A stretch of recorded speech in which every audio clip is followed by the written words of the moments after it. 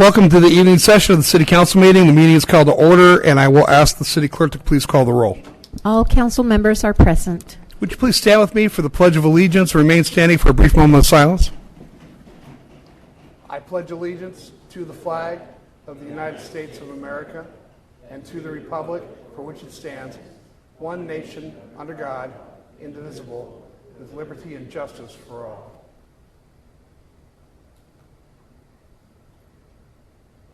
Thank you. All right, good evening, everybody. Agenda changes. Staff, do we have any agenda changes? No, Mr. Mayor. Council. Looks like done. At this time, any person may address a matter within the jurisdiction of the City Council Housing Authority, successor agency to the El Cajon Redevelopment Agency that is not on the agenda. Comments relating to items on today's agenda are to be taken at the time that the item is heard.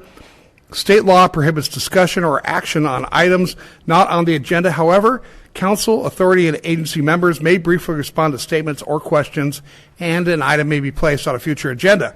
Angela, do we have any cards under public comment?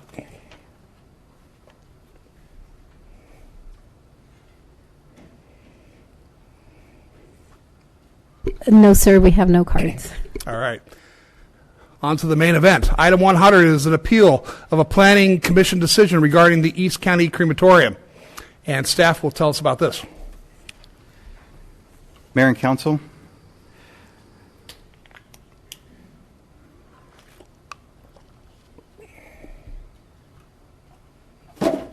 thank you for just one moment. Take your time. So this is an appeal submitted by Robert Zakar of the Planning Commission's decision to deny conditional use permit number 2247 to allow a crematorium at 374 North Magnolia. This matter was presented to the Planning Commission on June 19th.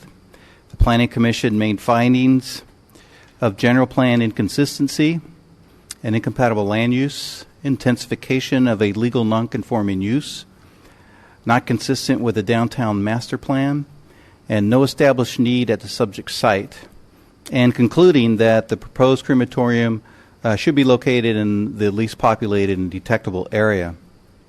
It should be noted that prohibiting cremation services at the subject site does not prevent the business from continuing to operate as a funeral parlor or mortuary, which it has done so for more than 50 years. However, limiting cremation services to an off-site location prevents exacerbating a nonconforming use and preserves the land use compatibility in the area and eliminates potential for nuisance activity. And these were the findings that were made by the Planning Commission on June 19th. So a bit of the project description. So the applicant is proposing a crematory at the existing funeral parlor and mortuary on North Magnolia that currently offers funeral, burial, and cremation services. However, to be clear, cremation services do not occur on the subject property. The applicant is proposing only minor interior modifications, if this were to be approved, to accommodate cremation equipment and services, which would include coolers for storage and an incinerator. No exterior modifications are proposed to the existing building. The existing funeral parlor and mortuary currently has a legal non-conforming status, what this means is that the current use of the property is not in line with the zoning code, and the addition of on-site cremation would be considered an intensification of uses, as cremation is a separately regulated use requiring conditional use permit approval.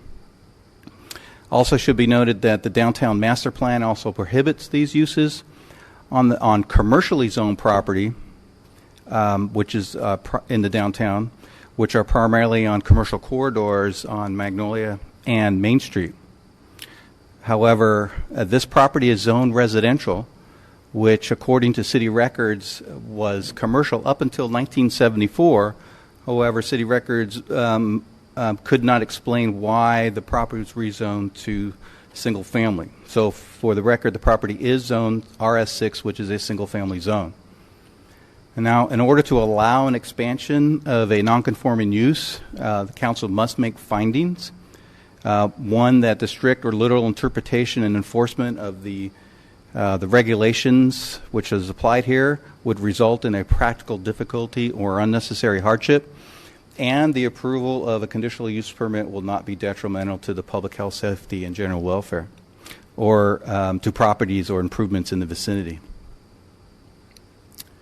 So the site is a little over half an acre. City records indicate, which building permit records indicate that the building was developed in 1952.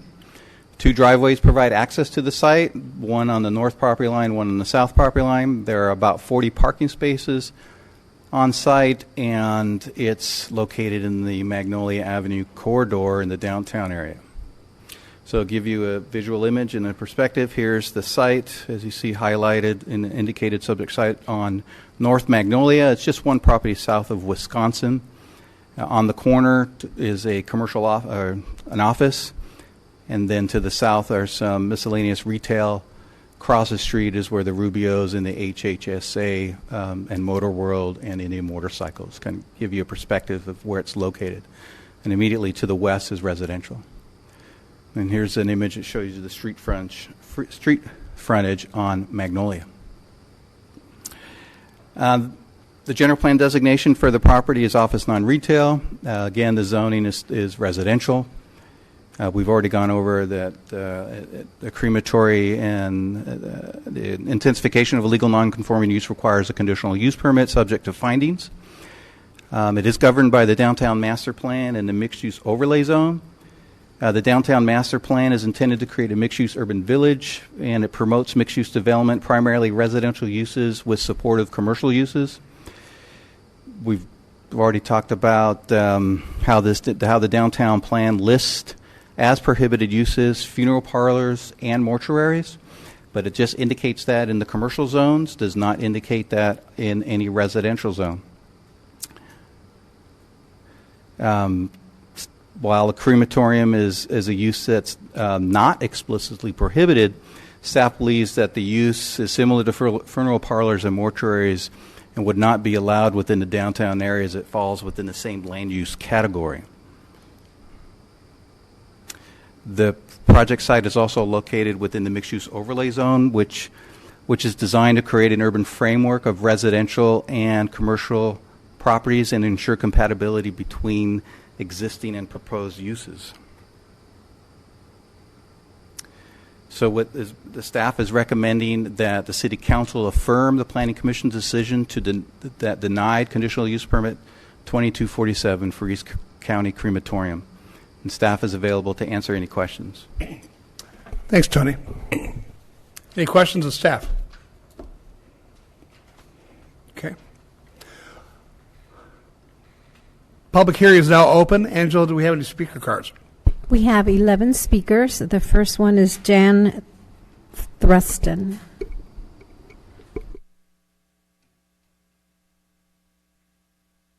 Hi, welcome.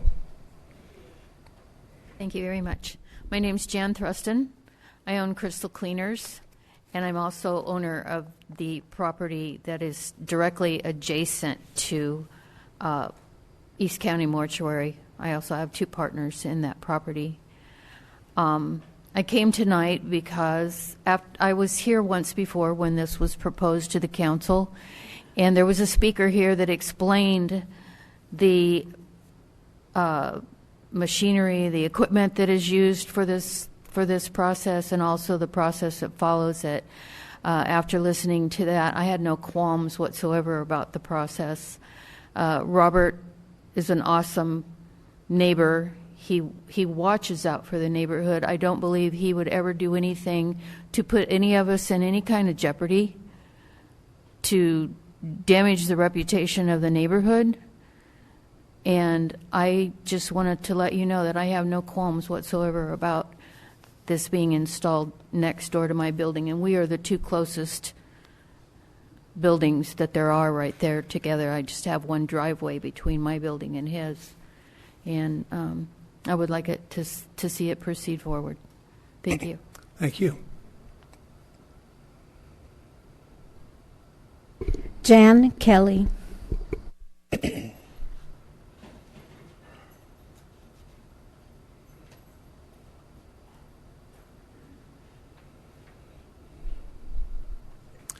Hello, welcome. Good evening. My name is Jan Kelly, and I also spoke to you the last time this came up. I am the crisis team manager for trauma intervention. We're called by the first responders to come out as volunteers to help survivors of traumatic events in the immediate aftermath of a trauma. Most of the time that is a death in the home. Robert, I've worked with Robert for 5 years. I was a volunteer, and now I'm the crisis team manager. And I've worked with him for 5 years. I have 30 volunteers under me who also have worked with him on a continual basis.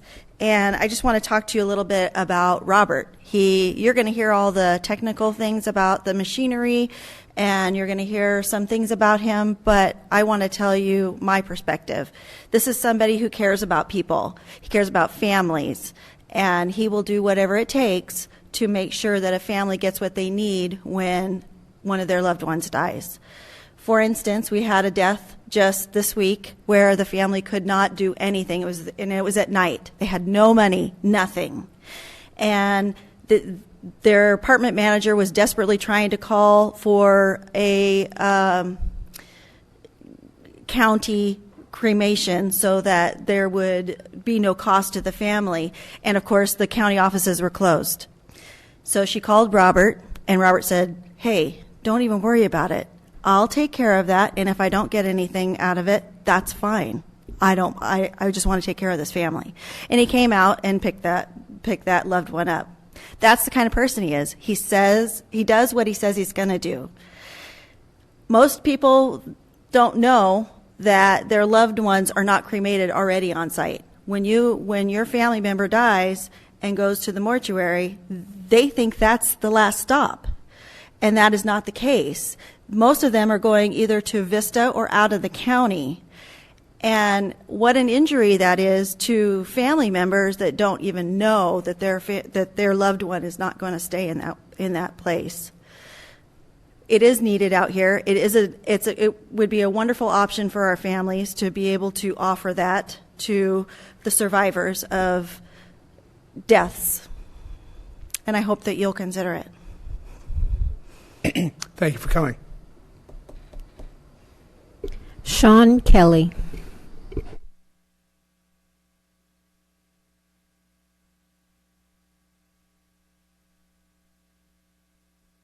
Hi, Sean. Welcome. Hi, my name is Sean Kelly, and I'm one of those volunteers with trauma intervention programs. And yes, she is my boss. So, Robert, the reason we're here, and I spoke before you guys on the last time. Robert is just an awesome guy. He does much for the community. He does much for the clients that we deal with, and he's done his research on this, I know, and he will put that out before you. All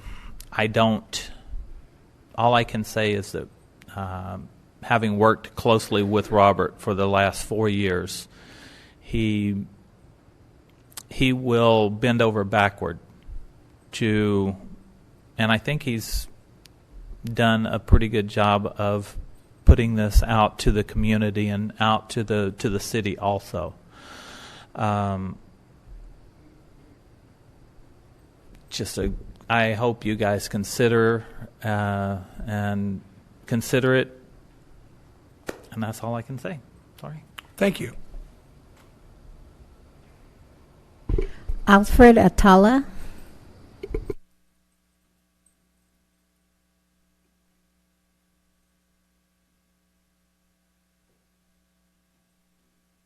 Hello, Alfred. Welcome. Hello, good evening, Mr. Mayor. Good evening, Council. Like the previous people that spoke before me, I was here several months ago speaking to you guys when they were first considering this CUP. I'm a friend of Robert's. I'm also a local attorney here in town in East County. I service a lot of families and individuals that either have estate plans in place or come to me to talk about what happens after and wanting to do what they want, when they want, and how they want. And a lot of that comes down to what do you want to have happen to you when you pass away.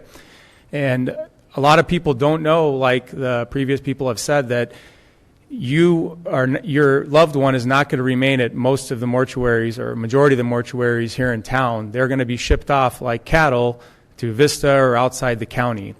And when I call Robert, when I'm asking for details on a particular individual that passed away, if they're with him, his answer to me always is yes or no, they're in my care. He treats these individuals until the services are complete, until their cremation is done, until the coffin is in the ground, as his patient, as his respect for the loved ones that he's servicing. And I really think that, the facts will show what he's doing, what he wants to do over there is not going to harm the community. People already assume that cremations are taking place at most of these mortuaries in town when they're advertising cremation services. They know that bodies are going in and out of the place, and I think if we can get past this paradigm of, bodies being cremated in our backyard and really focus on a service that this city needs. It's a service that, similar to having a hospital here, having a police station, having a fire department. If you told me, let's have our police, contracted to Vista, I'd say, heck with that. I want my El Cajon police officers. Just like the fact that we need an El Cajon cremation service where our loved ones could be taken care of, where Robert can handle the continuum of care from start to finish and guarantee that that person really is in his care. We've all had loved ones that have passed away, and many of you have had that experience, and oftentimes it's some of the most difficult experiences that you could endure in your life, whether it's a father, mother, friend, uncle, family member. Having somebody like Robert and East County Mortuary, and I just want to make it about Robert because it's the culture that he has instilled in this organization. It stems from the top down and how they take care of people. And when I recommend in that time of need, when somebody calls me and says, do you know the place we should take our loved one to, it's the easiest thing for me to recommend them to Robert. And as I've said before, I've received not only thank yous, but hugs, and they talked to me about Robert and what experience they had in that really trying time of need. So you'll hear the facts from Robert and the other people that are going to speak about what this is all about and that it's not going to hurt our community. And I strongly urge you to approve this for him and help our city be a leader, not be a follower, and show the rest of the cities what should really be done when it comes to these types of services. Thank you. Thank you, sir. Tim Yosef.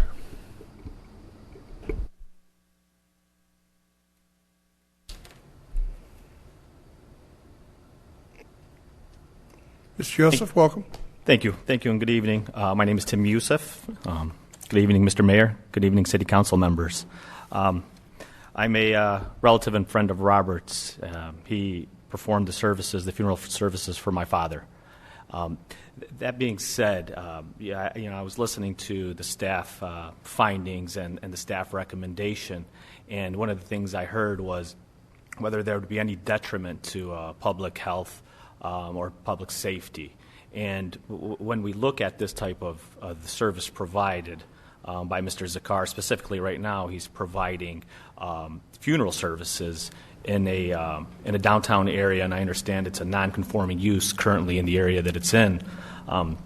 And when you look at that service, part of that service includes, funeral services, burials, and whatnot. And now we are moving towards another area that I think we all need to come to grips with. In reality, is that when there is a death, we have the choice to make whether we are going to bury or whether we are going to cremate. So moving in that direction, what we're looking at is another service that's provided by a funeral home, by a funeral director. And that's specifically at East County Mortuary. What is happening right now is that they're providing a specific service, and what they're looking to do is add another service within the same business. So we're looking at a funeral home that's looking to add another service that's already in a location, and I understand it's a non-conforming use, that it's been there for a number of years, I think approximately 40 or 50 years, and that the downtown area sprouted up and built around this funeral home. So I think when we're looking at the findings and the recommendations, we're looking at what type of damage or is there a detriment to the public. And I didn't hear anything that would say that the public would have any detriment towards their safety or their welfare. And I understand that the manufacturer of the cremation machine is going to be speaking today, and I think he'll clarify for you that specifically that really there is no detriment. So what I'm asking is that you listen to what Mr. Zakar has to say, the manufacturer, and I'm confident you'll find that there is no detriment to the public safety and health. Thank you so much. Thank you. Thank you. Robert Zakar. Mr. Zakar, welcome. Hello, Honorable Mayor, City Council members. Good evening to you all. I did ask, I do have a couple of people that are here that requested to cede their time to me, just a couple people, and I'll try and keep it short. But there is a lot here that I kind of like to touch base on, if that's okay. Yeah, this is the main thing we're here to talk about tonight. Go ahead and make your case. Thank you, Mayor. You can turn the time off, friend. So a year ago, I came to, a little over a year ago, I came to City Hall, and I went to the planning department, and I asked if I can open up a crematorium in El Cajon. This is after I had been servicing families in, the East County area for well over, 4 or 5 years. I saw that there was a need for a crematorium in El Cajon. And I thought, well, what better, and who better to do it than here at East County and at East County Mortuary. And when I had approached the planning department, it was within the zoning codes, and they said, sure, we can support a crematorium in the city of El Cajon, but you've got to find the right location. So we went out in search of locations, and we brought a few to the planning department, and a lot of them were turned down for whatever reasons, and I'm sure they were valid reasons. But we finally came across one that we thought might work, and during that process, we came before Planning Commission and City Council, and at that time, staff had recommended denial. With that, we took into consideration what Planning Commission had said, what the concerns were of Planning Commission, what City Council had said, and what the concerns of City Council members were. And I pride myself in listening to people, and I think that's what makes us who we are, is, when a family comes in through our doors, we listen, and we do what the families ask of us to do. When the community reaches out to us, we listen, we do what the community asks of us.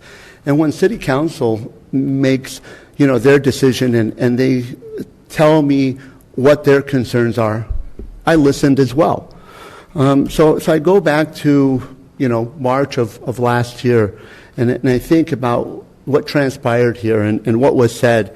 And, I start out with Mr. Kendrick. He was the first one to open up with comments and questions and his during discussion. And one of his concerns was, perception of the public. He was on the fence. I've served Mr. Kendrick on a couple of occasions with Mom and Dad. It was an honor to serve them. And Mr. Kendrick has always been, kind enough to always compliment me on that. So thank you again for the kind words. And he's sent other patrons over to East County Mortuary. He also said that he wasn't concerned about the effects of air quality, more concerned about the perception. And then he reached out to Mr. Goebel and asked him about what his perception would have been. And we took that to heart. So what did we do? We went out to the community. We had a survey done, and we asked people, what did they think was already going on? And we made it broad. We asked a few different questions about local businesses in the area. And based on the survey, most people already think that cremation process is already being done at East County Mortuary. When Mr. McMullen had spoken, and I thank Mr. McMullen for this because he says he believes in property rights of the owner as long as it doesn't infringe on, the public for within the smell or smoke. He didn't oppose. And again, I take that into consideration and thank you for that. Mr. Coluscio, I had, buried his grandmother the day before, and I respected the fact that he had recused himself. I thought that was very admirable. And then Mr. Goebel said he had concerns about having services at another location, compatibility within with another location. He had a concern about services being held there. And it wasn't the correct image for the area that we were in. But he wasn't concerned about the equipment. He actually complimented the manufacturer on the equipment, and he was more concerned about having services there and drawing more attention to that facility, bodies going in and going out. And Honorable Mayor, you wanted us to find another location. So I took all that to heart. And what we do, we started looking for another location and, bringing a couple of more locations to the city, and, those locations weren't acceptable. So we gave it some more thought, and we thought, why not the location we're in now? And we started thinking about what City Council said, and we took that to heart, all these comments and what your thoughts were. And, the perception, it's already there. The bodies, they're already coming in and out. And as a matter of fact, now less bodies are going to go out. We're going to have less congestion on the roads. Something that's getting bigger and bigger as I get into statistics of how big cremation is within California and nationally. California right now, we're about 65% cremation rate. Nationally, we're about 70% cremation rate. And it continues to grow, not just because of economic reasons, but also religious reasons. And more people are wanting to do witness cremations. More and more people want to know that it's their loved one, going into that chamber. More and more people want to know that their loved one's going in alone. More and more people want a dignified cremation for their loved one. So that's how we came about saying, why not do it at East County Mortuary? It's not going to increase traffic flow. Services are already being done there. People already believe that it's happening there. And most importantly, what are we really doing? We're bringing a piece of equipment and we're putting it in our garage.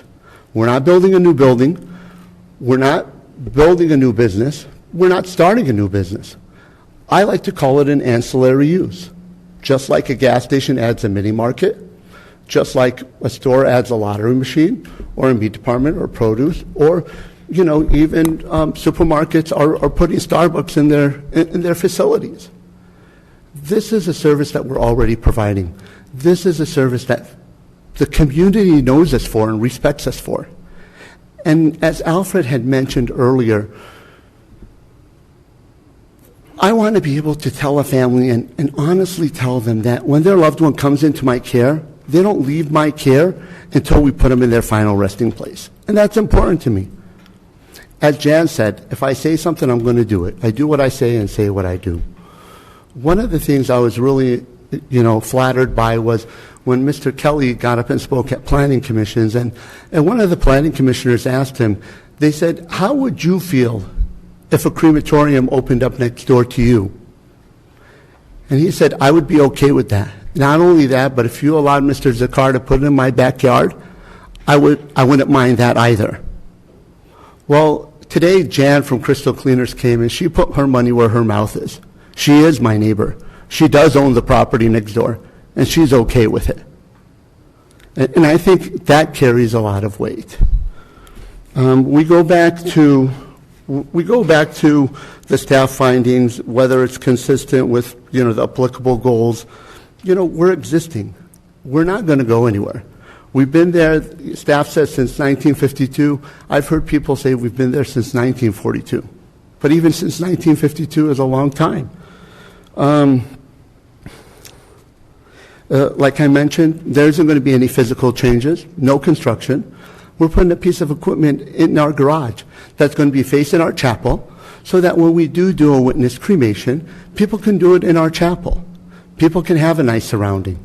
People can have a dignified cremation, a witness cremation. Second finding, the proposed project, is it consistent with all applicable, use and development standards? Again, we're existing, we're grandfathered in. If you guys allow the CUP, then, I'm legally conforming. They say that it'll negatively impact or limit the residential development of opportunities. Again, we go back to when this place was built. We'll say 1952. We won't say 1942. A lot has happened in El Cajon. Downtown was built around this mortuary. The shopping center across the street with Ross, 24-hour fitness, all these people came after this mortuary. Rubio's directly across the street. Just recently, and we all know and we're proud of it here in El Cajon, is the Courtyard Marriott. They're directly across the street from me as well, but it didn't stop them from coming in. And from my understanding, they're thriving. They're always sold out.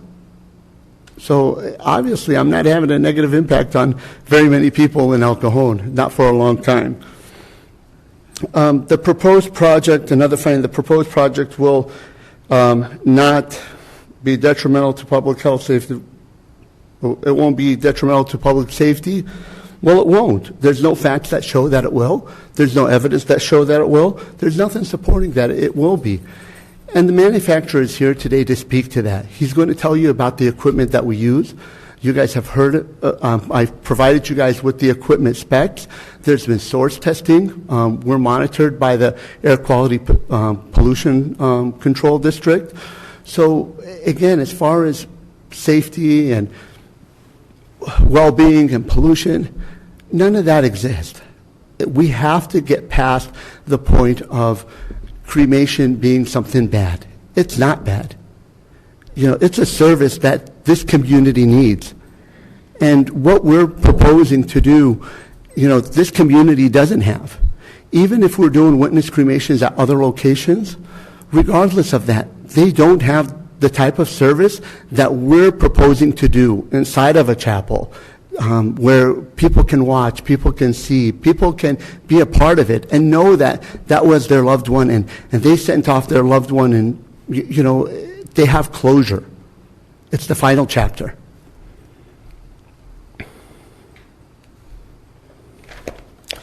Again, going back to public convenience and necessity is another finding. We're talking 70% nationally cremation, 65% in the state of California. The numbers continue to grow year after year. You talk about the number of crematoriums in San Diego. I saw the list that was online, and there, this list is incorrect. Some of these that are saying that they're human crematoriums, they're not. They're pet crematoriums. We have 5 crematoriums that service the public in San Diego County. One of them is on UCSD campus. These crematoriums are all around us in other counties. They're in shopping centers. They're across the street from schools. They're in residential areas. They're on college campuses. And that was one of the things that was surprising to me, is how many of these units that the manufacturer actually has on these college campuses. It's not just UCSD. There's several more, and I'm sure he'll attest to that and tell you all of the colleges that these units are on. I mean, if we're worried about public safety, I think we should be worried about our future if these things are detrimental to these children that are going to these colleges. As you look at the population with the neighboring counties, San Diego has one of the largest populations. We're second to Los Angeles with over 3 million people, almost 3.3 million people. And we have 5 crematories to service them. If you look at some of the statistics that I've provided you with, you'll notice that Los Angeles has 27 crematories, Orange County has 13, Riverside had 15, and San Bernardino with 2 million people has 11. These are all, numbers that I think we should really take into consideration, especially as the community changes, as the people around us change, we need to change with it. And that's what I'm proposing here is that change. We go back to the biggest concern was perception. And I think we alleviate that concern.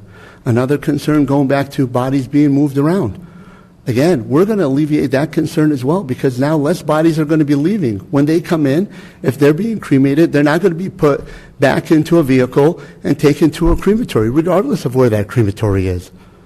They're not going to be taken somewhere else. We're going to go ahead and take care of all of those services for that family, and then give them their cremains in a respectable manner. It also prevents traffic congestion. When I'm doing a procession with 40, 50 cars, we're stopping traffic. We've got the motor escorts out there. We're stopping traffic, and we're getting those 40, 50 cars out so that we can do a procession. And not only that, but we're also clogging up the freeways. So these are things that we take into consideration, and we hope that you'll take into consideration as well. I'm sure you guys will have some questions for me, and I welcome those questions, whether they're now or later. But thank you for your time, and thank you for the extra time. I think, Mr. Zakar, what I'll do is hear the rest of the speakers, and then if the council has questions, we'll have you come back up. Thank you, Mayor. Thanks. John Raguette.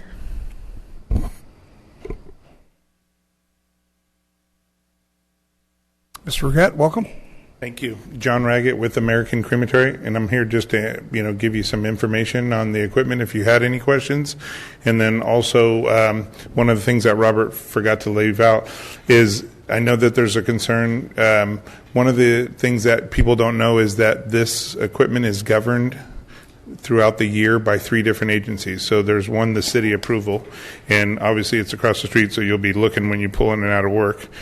2, it's air quality governed, so they have unannounced visits annually, and then they smog check it, which is a source test, the same as a smog test on the cars, to make sure that the thing is clean and it's not producing toxic emissions. And then the third is Consumer Affairs. Robert Artie is licensed with Consumer Affairs as a funeral director, a funeral establishment, but then there also is a crematory license that's required, and those inspectors come unannounced 1 to 2 times a year. And so they're checking it to make sure that everything's up to par and that everybody's doing what they're supposed to do. So that kind of alleviates the public's perception of, he's going to put a crematory in here, and who's watching this and who's making sure he's doing the right thing. He's obviously got integrity and he's doing the right thing, but there's other 3 agencies that are watching it annually to make sure that everything is par on it, the equipment. Bob?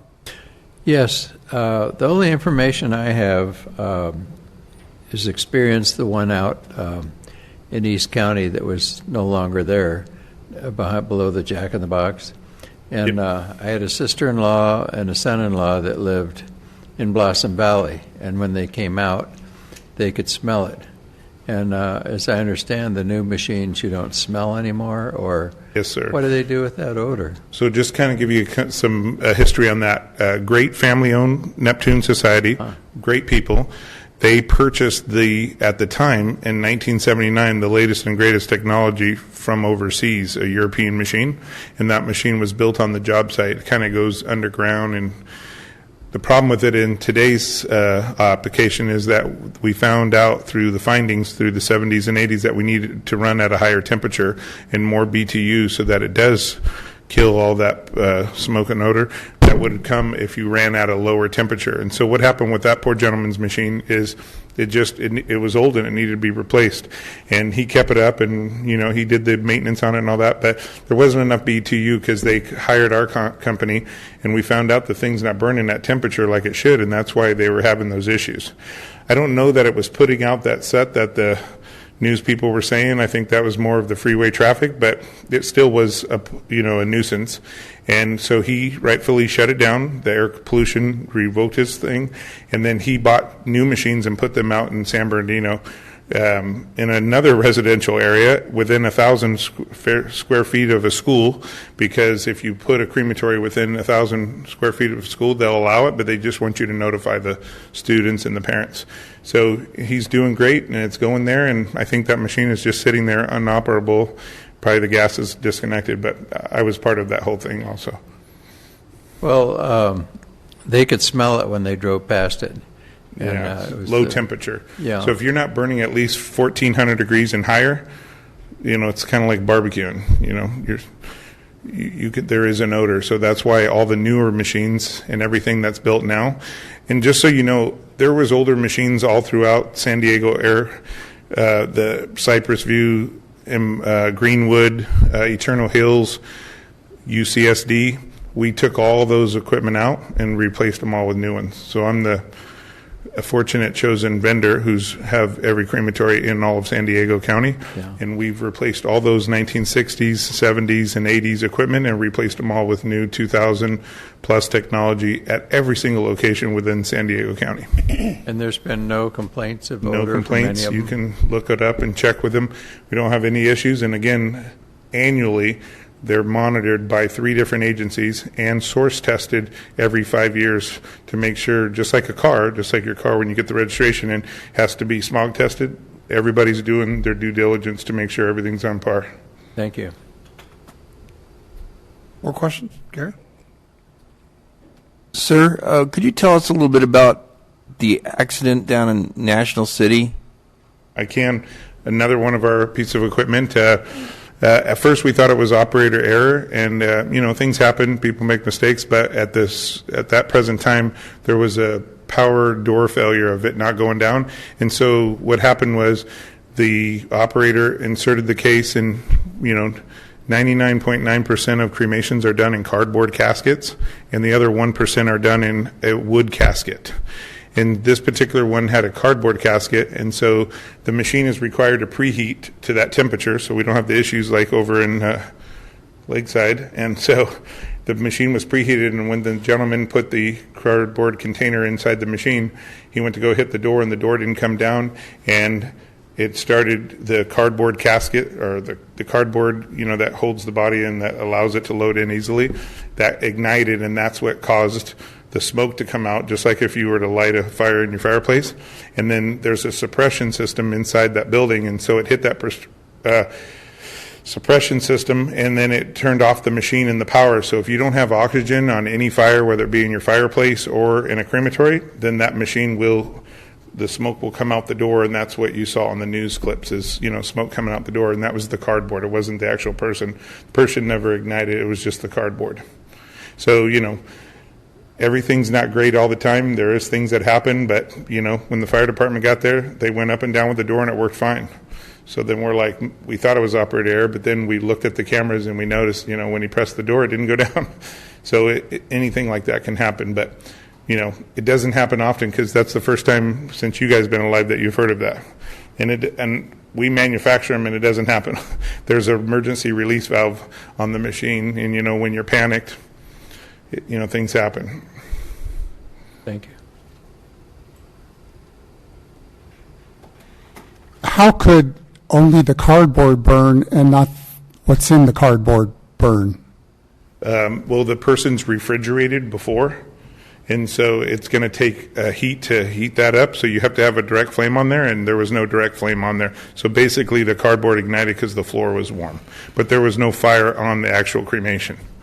You don't turn the main burner on to the machine until after you put the decedent in and close the door and then hit the main burner. So it would be the same thing as, you understand what I mean. It's kind of like when you put a wood in the fireplace.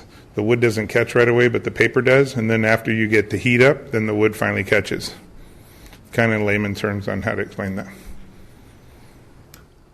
All right. Thank you, sir. No problem. Thank you. Mr. Mayor, I got another question. Sorry. sure. So at last year's meeting, Mr. Burwell talked about opacity. And if there's opacity in the first chamber, it shuts down the machine and No, sir.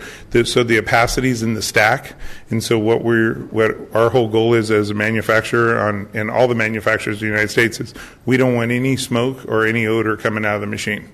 And so what we do is we have that temperature up to prevent that, and so the opacity is in the stack. So if there's an upset in the cremation in the stack before it exits into the atmosphere, it automatically turns the burner off and gives it more oxygen, because oxygen eliminates the smoke. So the only reason why any crematory would smoke or you'd have a problem during a cremation is if you're lacking oxygen or if you're burning faster than what the cremation chamber can keep up with.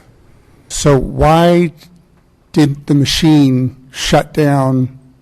Suppression system has a valve on the gas line, and this is all required by the fire department in that particular city. So if the suppression system goes out, it clicks a solenoid to the gas, so it automatically cuts the burners for a safety issue for gas, because they don't want gas flowing when fire is burning without the machine being totally closed. But that happened after the heat and the smoke from the cardboard left the crematory chamber. Not from the stack, though, but from the front.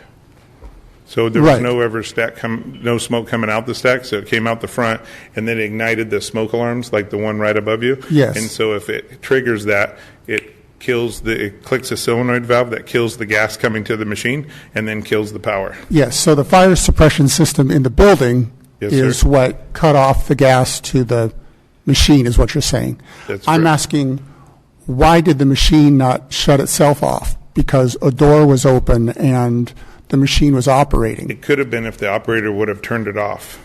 But it's not going to automatically turn off the gas unless unless we have an earthquake. We have no air, not enough air. When you go to start the machine, if there's not enough air, oxygen, it will not allow the machine to run. And if you don't have enough gas pressure, it will not allow the machine. So there's a bunch of safety items on the machine that, prevent it from having an upset. On this the machine was running, the afterburner was preheating. It got up to the temperature, and the gentleman inserted the case. He went to go hit the door down before he hit the main burner to start the cremation, and the door didn't go down.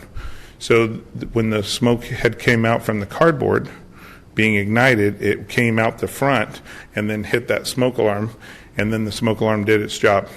I get that. I'm trying to see, why didn't the machine shut itself down? Its operator would shut it down. If we had an earthquake, the machine would shut down, but the operator would need to shut it down. That's why the state requires that during the cremation that somebody's in there at all times. So then that way, if there is an upset or if something happens or if we have an earthquake or if we have a power failure, that the operator can act right away. Thank you. We have 5 more speakers, and the next speaker is Dured Sakar. Okay, so they granted their time to Mr. Sakar. The next speaker is Ellie Harris.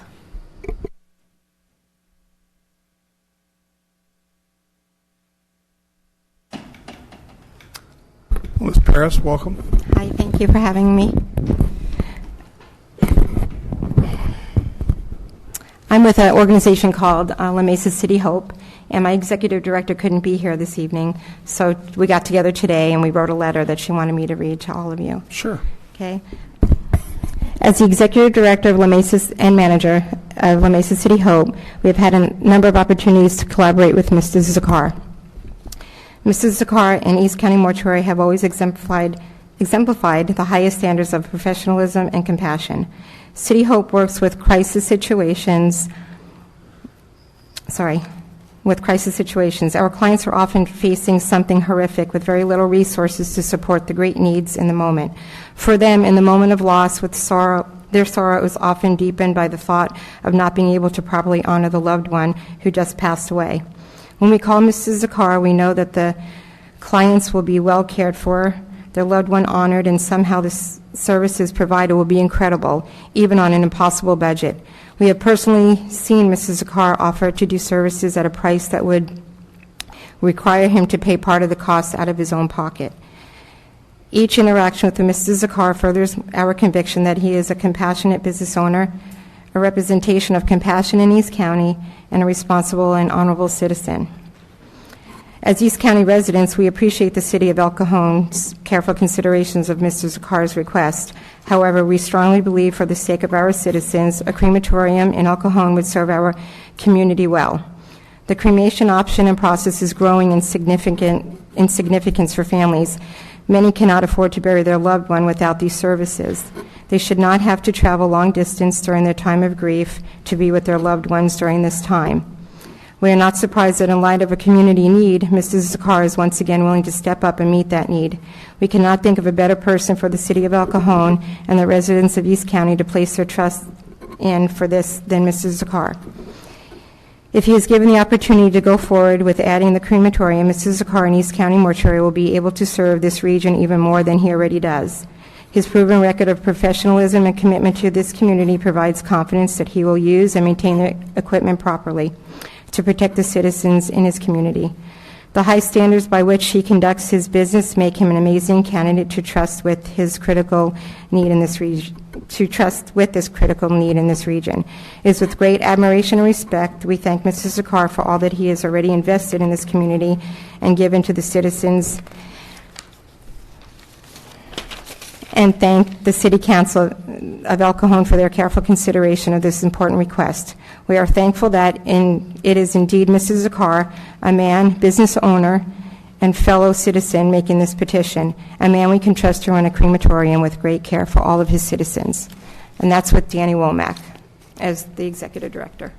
Okay, good timing. The following card is for Eddie Brico, who also granted their time to Mr. Zakar. So the next speaker is Teresa Topping.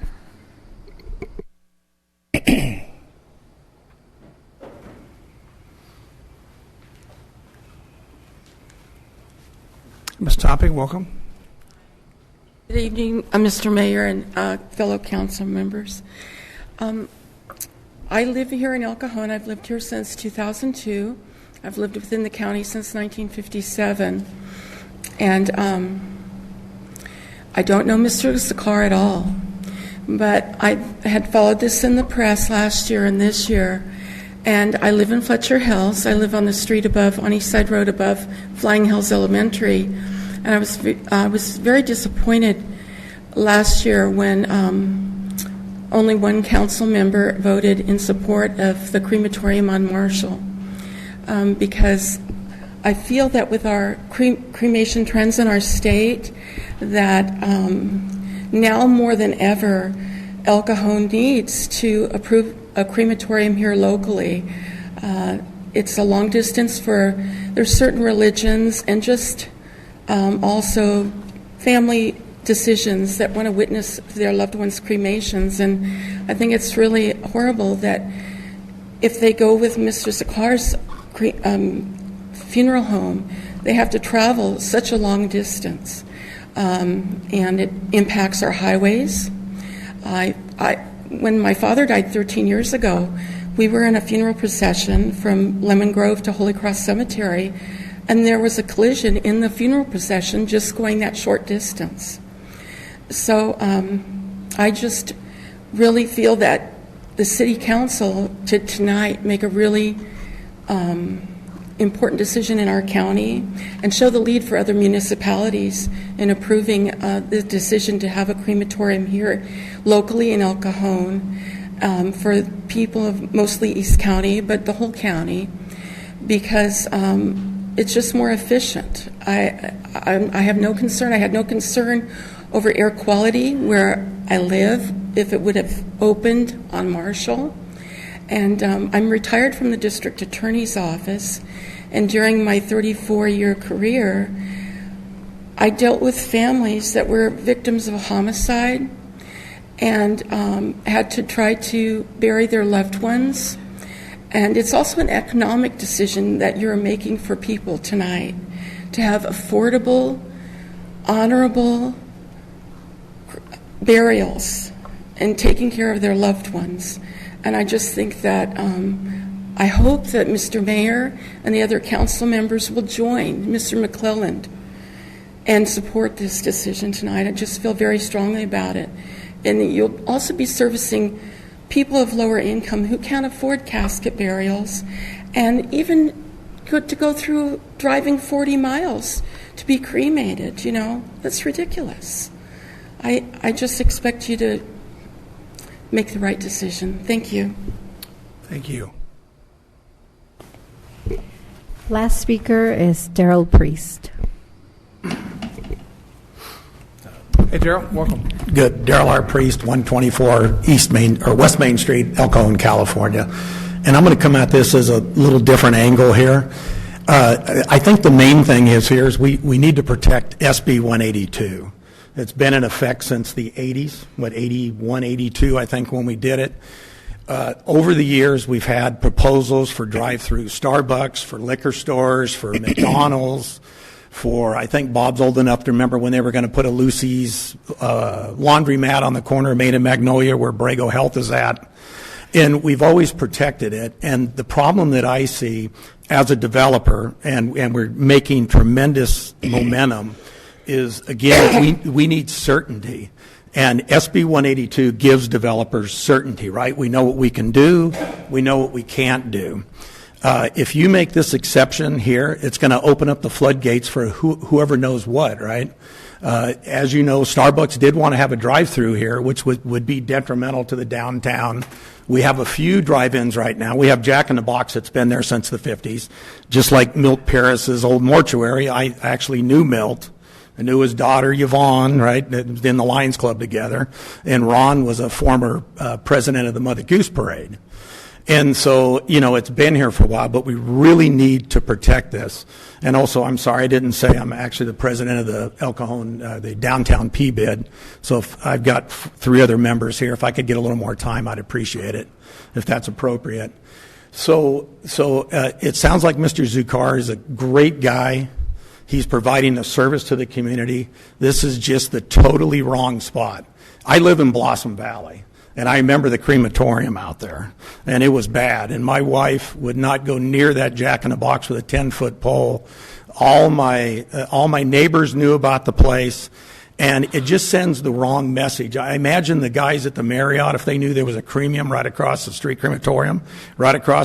I wouldn't want to build right there. I've got 36 houses I'm completing right now that right down the road that are downwind from the crematorium. I'm going to have to disclose that. I mean, there's nothing positive about this and only negative for downtown. Maybe he can go out and fix that site out there at Lake Jennings. But the county closed them down for a reason, because nobody wants these things in their neighborhood. The reason there's, I think, 5 that he said, and some are on college campuses because they have hospitals tied to them, right? So it makes sense, and they've been in forever. But we have spent long and hard in this community to build up downtown El Cajon, and I don't see why we need to tear it down just on this one thing, right? The crematorium is probably needed somewhere in the East County. Hopefully he can find a place for it, but not right downtown El Cajon. That would just send the total wrong message. And again, if we open up SB 182, which has been tried over the years, over and over and over again, if we open this thing up, then you're not going to be able to put that genie back in the bottle. And so the next guy that wants something that's not allowed, he's going to say, well, you let the crematorium do it. And then Morgan's going to have to say, well, you made an exception there. Why don't we make an exception here? And pretty soon there is no SB 182, right? It's just a guide. And so I don't want to see the momentum that we've made in downtown go away because of this crematorium. I realize the mortuary has been there since 1952 or 42, whatever. That was before we had a lot of the zoning laws. And so it's allowed now, but it's non-conforming. And so any expansion of that is going to be detrimental to the rest of the business owners in downtown El Cajon. It just is. And again, once we open up the variance and SB 182, I don't see how you put that genie back in the bottle. There's going to be a parade of people wanting liquor stores, 7-Elevens, all that stuff that we've kept out of here, so we could get a Marriott, so we can get a Brago Health, so we can do all that in a Starbucks. And so, we're not all the way to the goal line yet on downtown, but let's don't stop the progress and just blow all that up for one crematorium. Thank you. Any questions? Thank Thank you very much. No more cards, sir.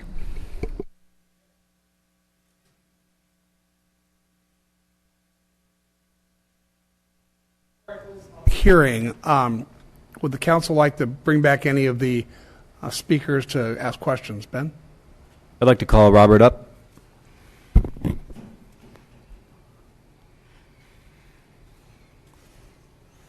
Yes, sir. Couldn't this be a yogurt shop or something? That would have been easier. No, I want to say that I want you to educate everybody really quickly on the cost difference between, I guess, a traditional burial and then a cremation service. I know some, Chaldeans go really all out on that kind of stuff, but just in general, just Sure. basic. So an average burial cost from the funeral home side is going to be right around $5,000. So that's average.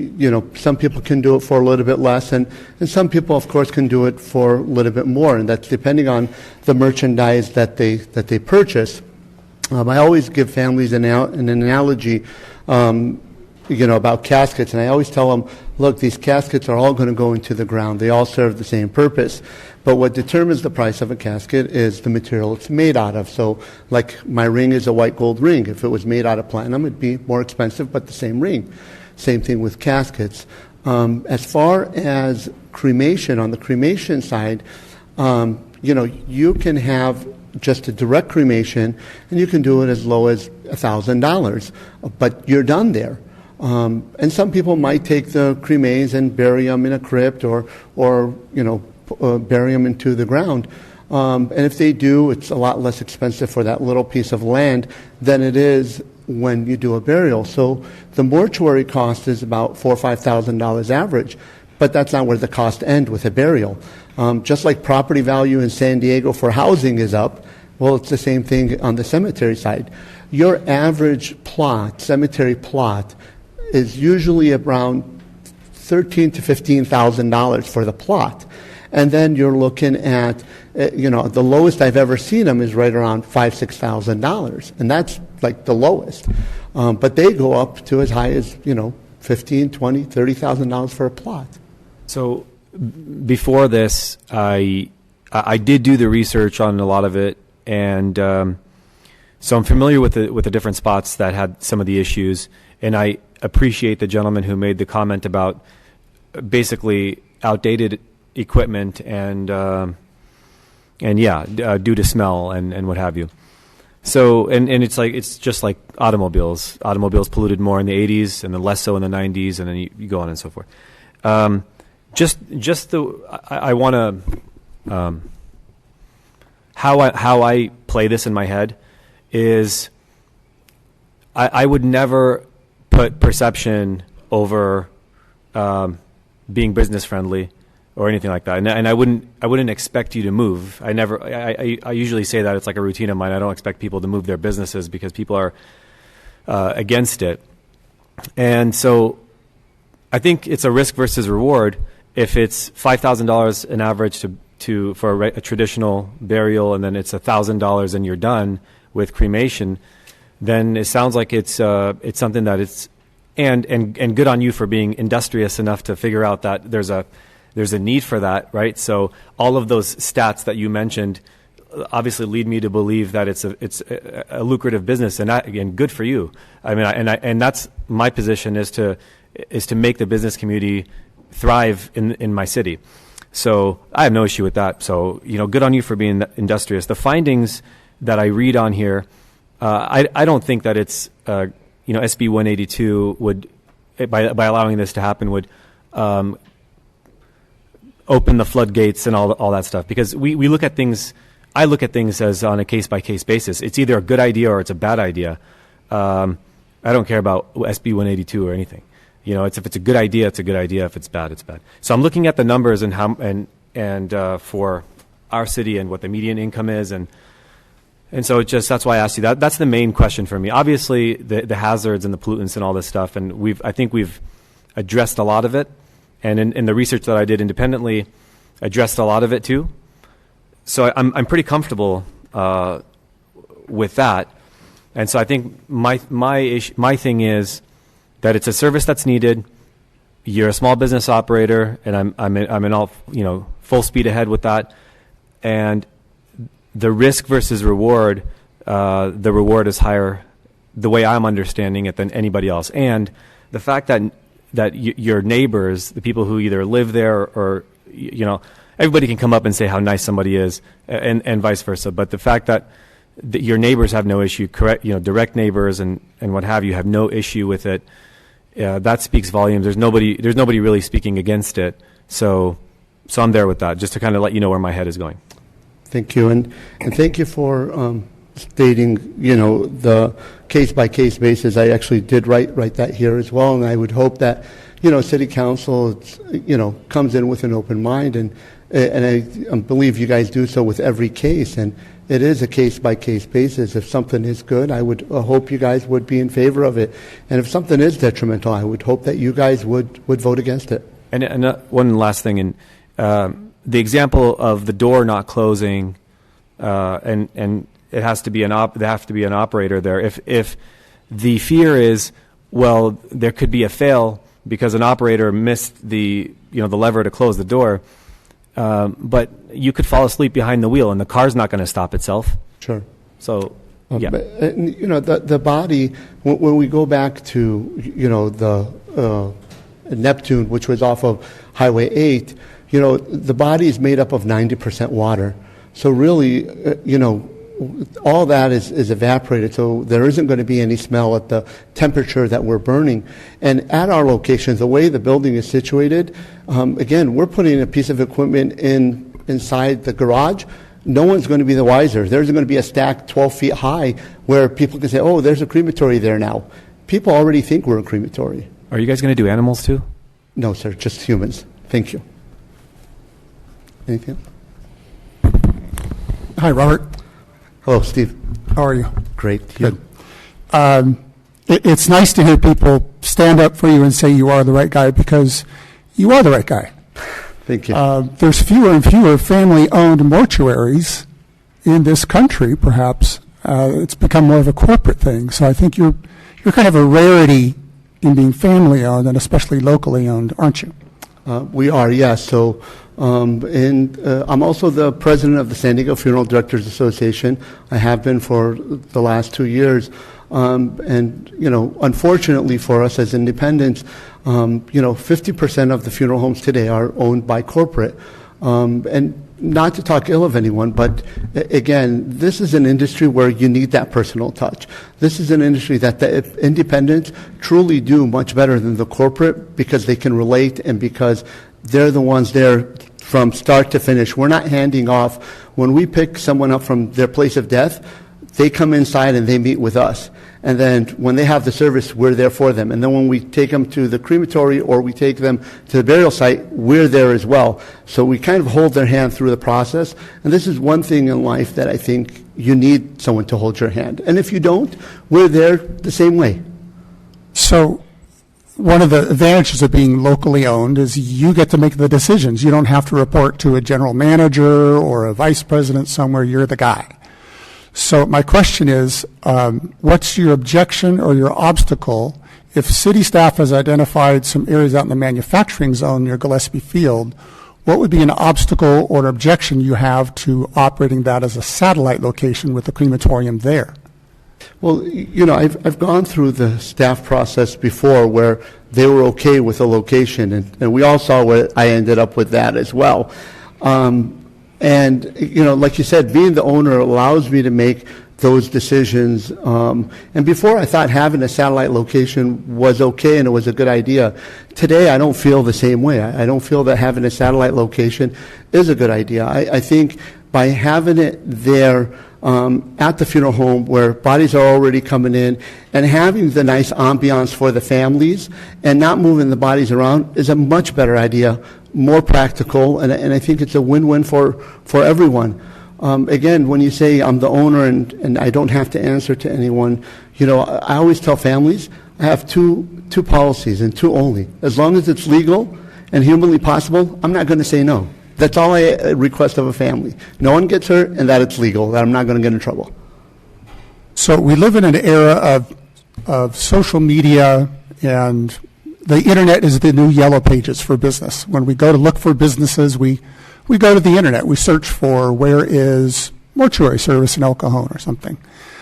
Likewise, where is the Courtyard in El Cajon, or where are there other businesses in El Cajon? So social media is a dominant part of our lives, in my opinion. So my question to you is, what do I say to a business owner near you if there's a National City incident and smoke escapes from a cardboard container out your door, and it's visible along Magnolia Avenue, and somebody posts something on social media? I was at this business, and I don't have to, choose any business near you, and they say I won't go there again because I didn't realize I would see smoke. What do I say to that business owner? Well, I think, we can pick on any business. There's pros and cons to any business. And what you say to that business owner is, I think if you understand the way we understood the project and the equipment, I think you'll be okay with it. I think knowledge is power, and the more we educate ourselves, the more we educate the public, the better off we are. What happened in National City was an isolated incident. When was the last time you heard of an issue with a crematorium in San Diego or anywhere outside of San Diego? So it was an isolated incident. What do I say to the Courtyard who says, I've got a Yelp review of somebody who saw an incident which was an isolated incident at Elkhorn Mortuary, and it was an accident, it wasn't supposed to happen, it happened, and the Courtyard says, oh my gosh, there's a TripAdvisor review that says, saw smoke from a cardboard container out in the street. And that person is angry at the council for allowing it. Has that adversely impacted their business? I think you've been on the council long enough to know that you're never going to please everyone, for one.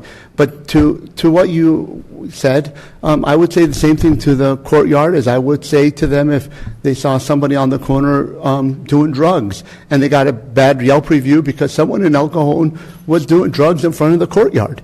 So I would give them the same answer. It's an isolated situation. We have a police department that does the best job they can do to enforce that so that it doesn't happen. But unfortunately, we're all human, and things happen. And I mean, that's my best answer. Okay. All right. Anyone else? Or questions? Bob? Yeah, I was a lone person last time. However, I think what's important is what Daryl said earlier is, what do they do with 182 if we allow this? I think you have the right business. It's just in the wrong location. There's a lot of areas in the industrial area. We're going to tear down the old animal shelter. That might be a great location for a funeral home and crematorium. But I don't think downtown El Cajon is the place for a crematorium, just from the standpoint of what's going to be said on social media, what people are going to be thinking, what they're going to be talking about. It might be the cleanest business in the world. However, we have to deal with the public at large and not just one business. And I think there's a place for it in El Cajon, but not this place. And I think that in the industrial area, I have no problem with it. There's a lot of places that, we wouldn't have any problem at all with it. But in downtown El Cajon, I can't support it. I'm sorry, but I did last time, but I can't in this location. And maybe you need to move. I know we moved from University Avenue. We'd been there for 42 years in our business. We moved over to Highway 94 and College Avenue, and that was a good move. But, our factory forced us to. Now, we're the city council, and maybe the best place for you to move your business is to a different location that's not against the city 182, SB 182. And then we've got two wins. We don't have a funeral home in downtown where SB 182 is, and we have a crematorium, both of them together, but in a different location. Mr. McClung, I'm a little disappointed. I was hoping, but I definitely respect what you're saying, and with all due respect to Daryl, also, you talked about SB 182, and just because City Council does something for one person doesn't mean that they have to do it for another. It's based on the facts. It's based on the presentation, the person, the business itself. So I have to disagree with Daryl when he says, because we're doing this, we're opening this can of worms. I truly don't believe that. And if that's the case, then we're really doing this community an injustice. And I truly believe we would be doing this community an injustice by saying we're not going to do something for someone because we're afraid someone else is going to come and say, oh, well, we want this. Well, it doesn't work that way. You have to earn it. And I truly believe that I've earned it. And I truly believe, I don't believe I'm entitled to it, but I believe I worked hard. I believe I've done the research. I believe we've looked at what City Council have asked us to look at, and we did address those issues. Perception was the biggest thing. We put out a survey out there. The community thinks we're doing it. Majority of the community already thinks it's happening there. And we're not going to give them any reason to believe that we're doing something different. Like I said, we're bringing in a piece of equipment, putting it in our garage. That's what we're doing. We're not going anywhere. We're serving the public. We're serving the community. And we just want to serve them better. And I think that's what this community deserves, is for someone to serve them better. And that's all we're asking for City Council to do, is allow us to serve them better. Not say, because we're letting Mr. Zakar, do this, now we have to let a store who wants to bring liquor to their store. I'm not a liquor store. I'm not detrimental to the community. I'm not encouraging transients. I'm not a dispensary. Cremation is not a bad word. And that's what people have to remember. Whether we like it or not, it's happening. And cremation is not a bad word. It's perception that's what depending on how we vote tonight, it's going to be in the newspaper, it's going to be big headlines, and that's perception in El Cajon. And that's what people are going to hold against maybe shopping in El Cajon or something like that, because they think, well, I could smell the one out in Lakeside. I don't care what they say. I'll probably smell this too, so I'm not going near it. So it's just perception. It may not be the truth, but perception is very important. And like I say, there's a lot of places in the manufacturing and industrial area that would make a very nice location for your total business, and then you'd have it all under one roof. And you wouldn't, it would be something else would go in the place where you are now, and that would be conforming to SB 182. Ben, go ahead. So unlike everybody here, I don't really care about the perception. I care about the truth, as in it's just a really just different approach to it all. And when you were asked why don't you just move, you named a plethora of reasons as to why, but you didn't name the elephant in the room.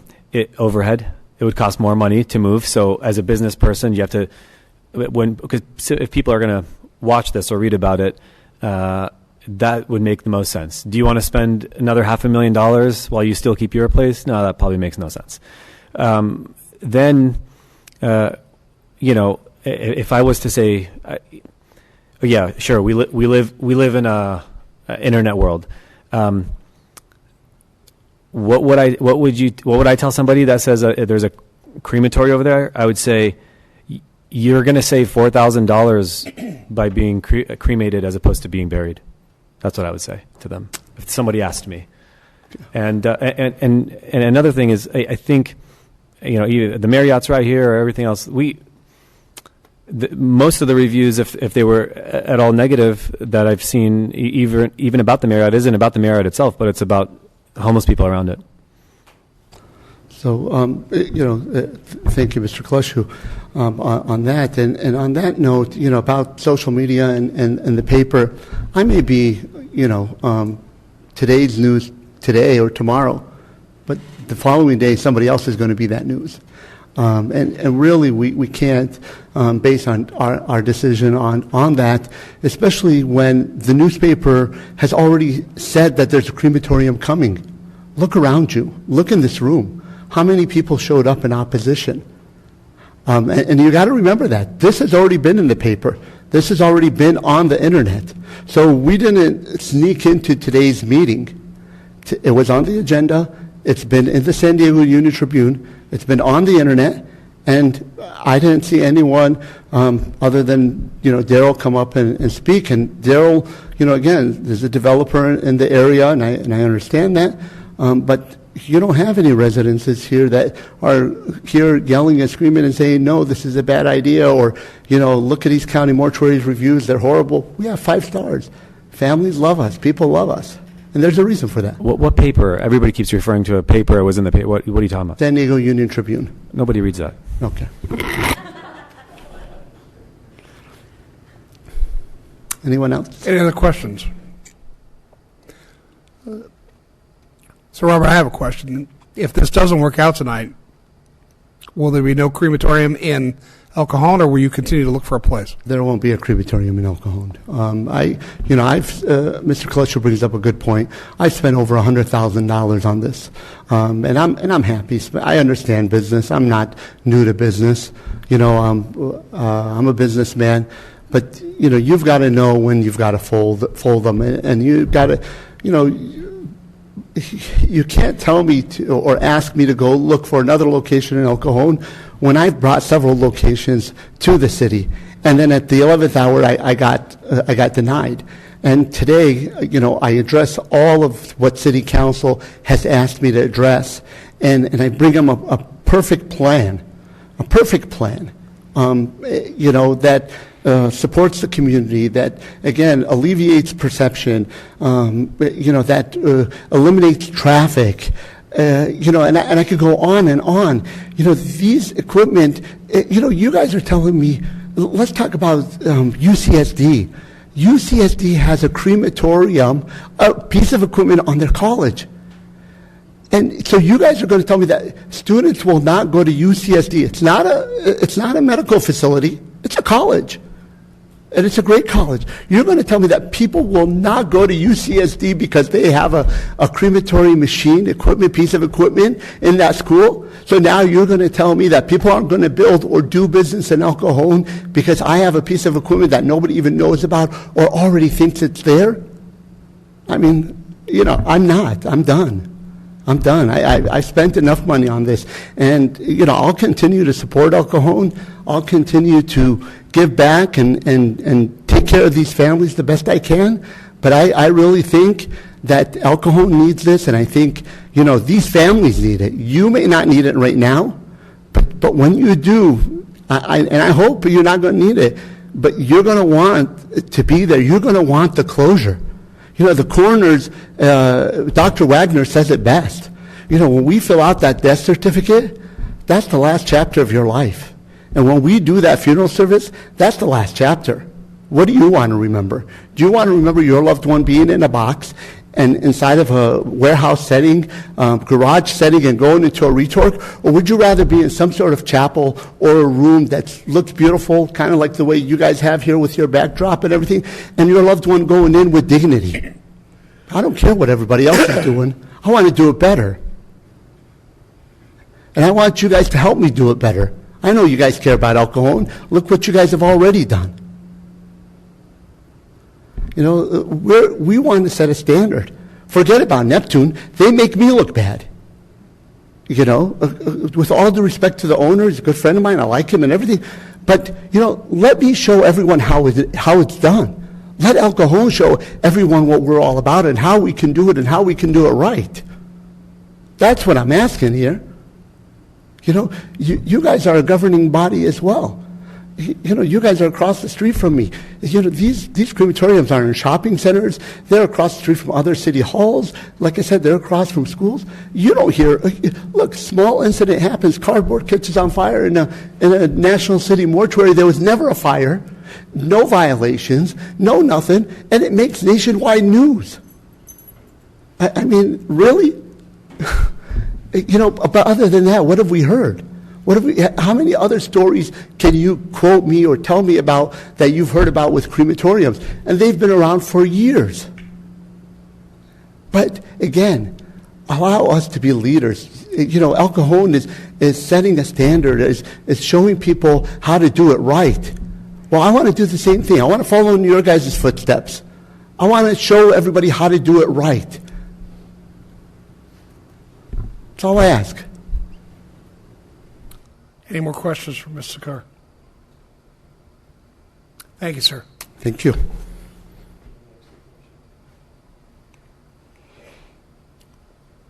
All right, I'd like to make a motion then to close the public hearing. Please vote. Motion carries by unanimous vote.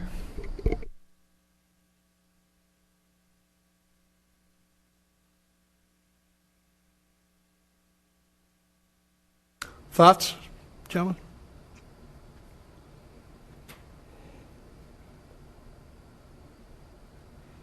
I'd like to make a motion. Certainly you can.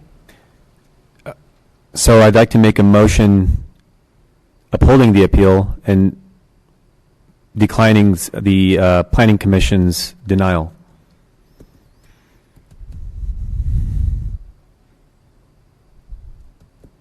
All right. I'll second that. But is there any discussion? Yes. El Cajon is on the precipice of entering a golden age, especially in downtown. We have the new Mercedes-Benz dealer that came in, the BMW, a performing arts center that's going to be run by the largest venue in the world, the biggest. That's really a coup. We've got a 4-star hotel in downtown, almost directly across the street from the proposed project. People said, what, a 4-star hotel in downtown El Cajon? No one will ever stay there. Well, guess what? It's been sold out for weeks and weeks. We got a second 4-star hotel opening up in our city. 10 years ago, people said, that can't happen in El Cajon. And I believe one of the reasons that this has happened is because of the certainty that we have given investors and developers in this city. 40 years ago, the city council had the wisdom to create specific Plan 182. And there are certain things that are allowed, and there are certain things that are not allowed. And based upon my experience, I worked as a deputy assessor for 34 years. I have a master's degree in real estate. I've been involved with city planning for over 20 years. I taught real estate and finance at Southwestern College for 10 years. So I have a pretty good idea how investors look at cities and where to decide they're going to put their money. And they have been putting their money in the city of El Cajon for the last 10 years at a very high rate. And one of the reasons they do it is because we have proved to them that we are consistent. What we say we're going to do, we do. We don't back off, and we've taken lots of heat up here for doing things that weren't consistent, that we were protecting our specific Plan 182. Some people get very upset with us. And I have the highest regard for Robert. He handled the funerals of both my parents about 4 and 5 years ago. Did an excellent job. And one thing we want to keep in mind is that the conditional use permit does go with the land. If Robert were to be out of the picture, then someone else would take that over. and it would still go on with that piece of property. So we've spent millions of dollars in downtown, especially, to rebrand our city, and that's happening. Who would have believed that 10 years ago, who would have believed that we would have the restaurants filled on the sidewalks with diners? I went downtown last week and on the car show Wednesday, and it was absolutely packed. And we have to follow our own rules. If we don't follow them, why should anybody else follow them? And I cannot support the crematorium across the street. I can see one accident happening and destroying anything, or rather everything that we worked so hard for in this city. And I want to encourage developers to keep coming into our city, and I want to show them we stick with the plan, and that's what they want. They don't like uncertainty, and I want to give them as much certainty as possible. More thoughts? Steve? The National City business did get 2 violations from the Air Pollution Control District. Failure to maintain the crematory afterburner lit at all times during cremation, failure to maintain the operating temperature at or above 1600 degrees during all cremations. So in the National City incident, the APCD did issue a violation notice to the owner of the place.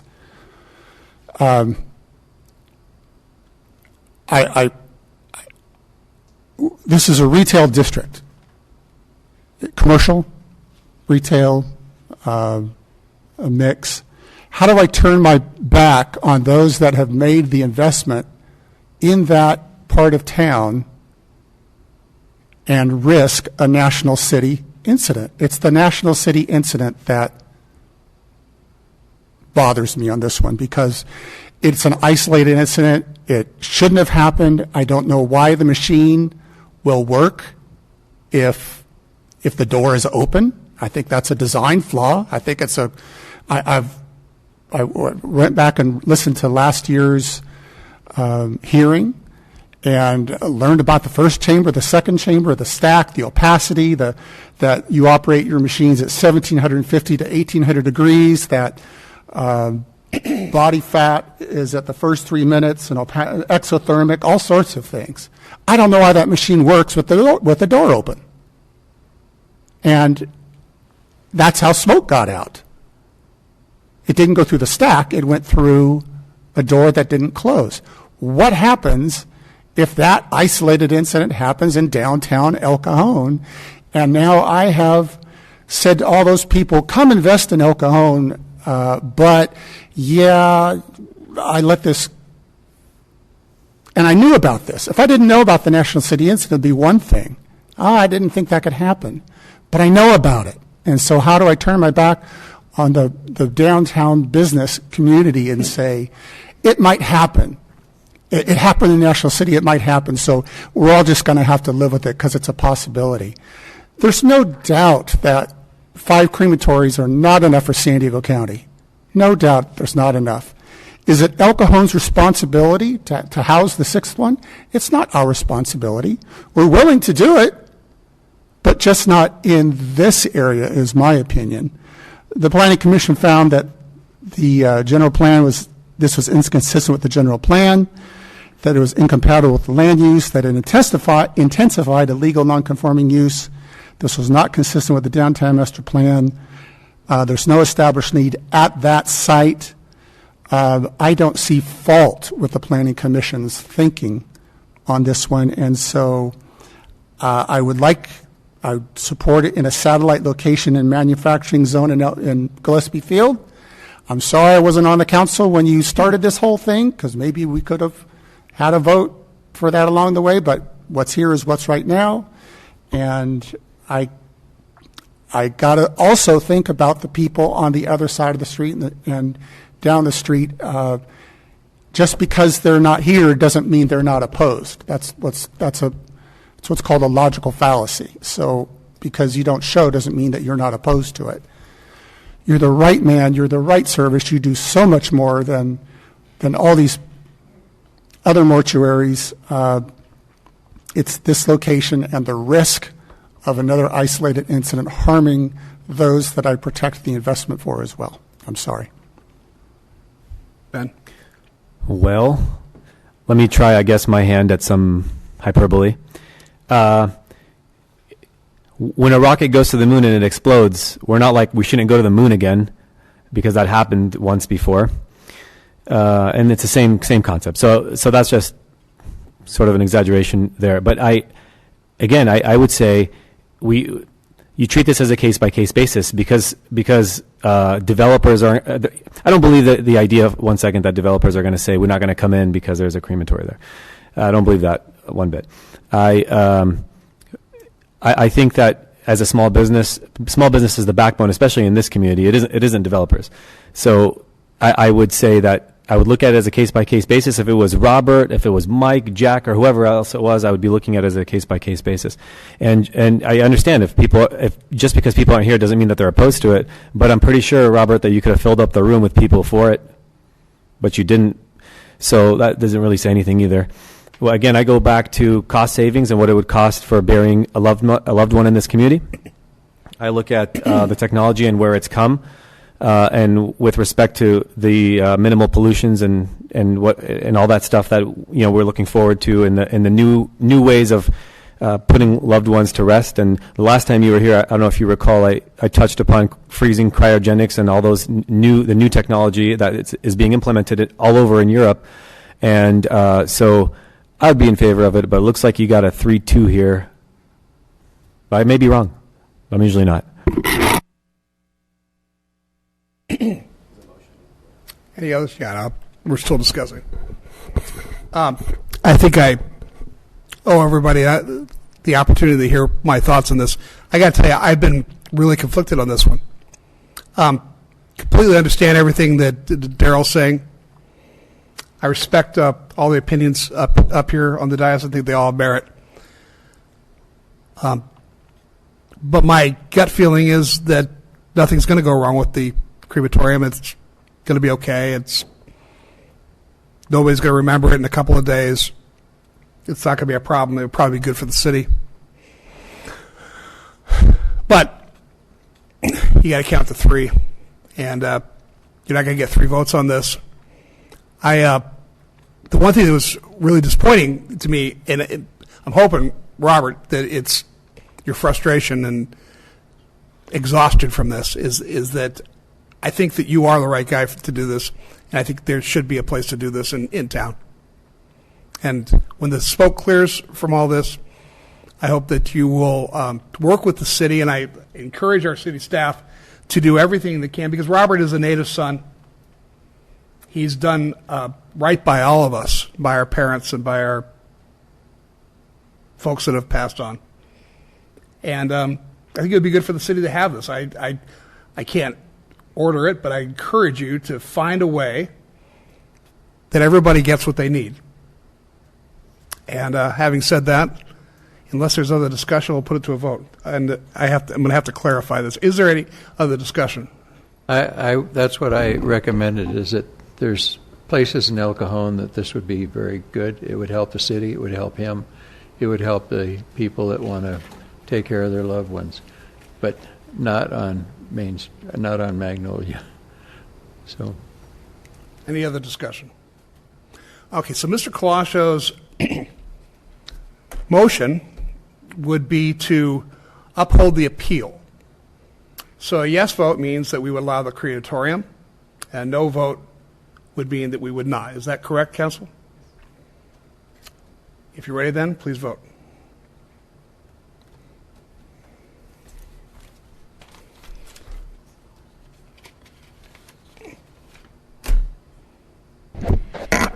Motion fails with a 1-4 vote, with Mayor Wells, Councilmember Kendrick, Councilmember McClellan, and Councilmember Goebel voting no.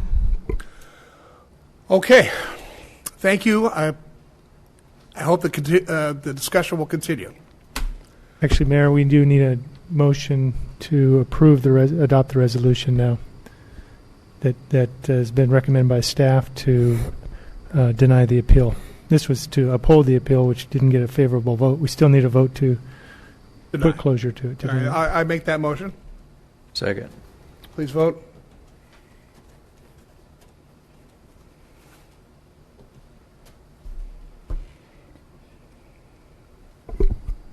Councilmember Goebel, I still need your vote, please.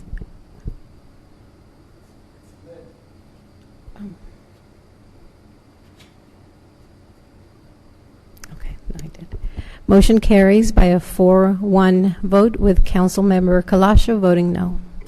All right, this brings us to adjournment, the adjourned regular joint meeting of the El Cajon City Council, El Cajon Housing Authority, successor agency to the El Cajon Redevelopment Agency, held this 24th day of July 2018, is adjourned till Tuesday, August 14th, 2018 at 3 o'clock p.m. Thank you.